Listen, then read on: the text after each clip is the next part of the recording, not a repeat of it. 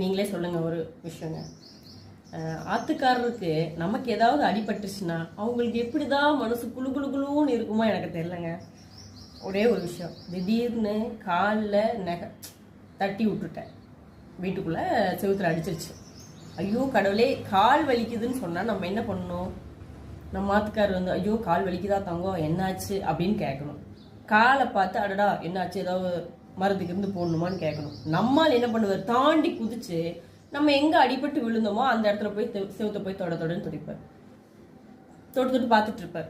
ஏங்க என்னன்னா செவுத்துக்கு ரொம்ப அடிபட்டுச்சிருக்கும்ல அப்படின்னு. ஆனால் உள்ளுக்குள்ள ஒரு ஆனந்தம் இருக்கும், நான் தான் என்னாலதான் அடிக்க முடியல, நீயாவது அடிச்சியே அப்படின்னு ஒரு உள்ளுக்குள்ள ஆனந்தத்தில் செவுத்த போய் தட்டிட்டு இருக்கிறாரு.